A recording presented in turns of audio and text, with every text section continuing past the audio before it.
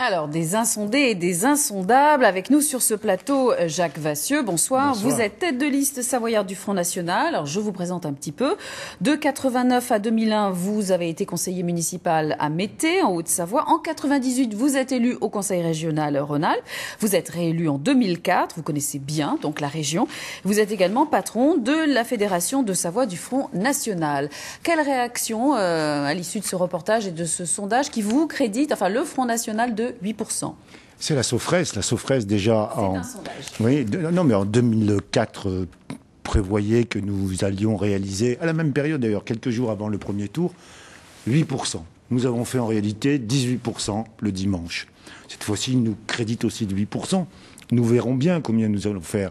Ceci dit, M. Teinturier de la Sofres avait aussi dit en 2007 que nous n'aurions pas de députés européens et que nous réaliserions 4%. Nous avons fait 6,7% et nous avons eu 3 députés européens. Je précise que pour la Savoie, au premier tour, vous aviez eu 16,40. C'est ça.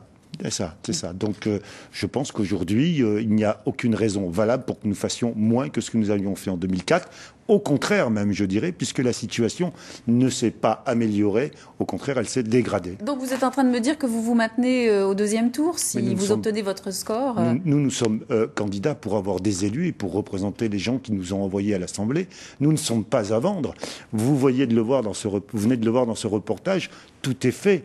Que vous votiez pour les écolos ou pour M. Kéran, c'est du pareil au même, ou pour les communistes, puisque deuxième tour, ils se sont déjà tous vendus pour quelques strapontins. Alors, vous épinglez très largement la majorité. Rien ne va plus à la région, selon vous, notamment sur la fiscalité. Mais la majorité, quand elle prétend avoir bien géré la région, elle se moque du monde. Elle a dépensé l'argent des contribuables. M. Kéran n'a rien fait. Il a décidé de projets, il a fait du clientélisme, ça a coûté de l'argent. Il a changé, par exemple, le logo de la région pour 2 400 000 euros. Il a fait du saupoudrage, il a fait du clientélisme, et à la sortie, quand il a fallu payer tout ça, il a demandé des impôts. Et la fiscalité a augmenté de 41% en 6 ans. Oui, j'ajoute qu'on n'a pas le bonnet d'âne en ces termes-là. Et puis, évidemment, on peut vous rétorquer le désengagement de l'État et les crédits qui n'ont pas suivi. Alors c'est l'argument, effectivement, qu'il fait. Mais ce n'est pas l'État qui les a obligés, par exemple, M. Kéran, à faire un nouveau siège social pour 200 millions d'euros. Et vous n'êtes pas tendre non plus avec l'UMP. Alors, pas du tout, y compris avec le chef de l'État, que vous targuez de ne pas avoir respecté ses promesses. Il avait promis de nous débarrasser des racailles et qu'il n'y aurait plus de SDF dans la rue. C'est ça. Monsieur Kéran, excusez-moi, tellement je les confonds, ce sont les mêmes d'ailleurs.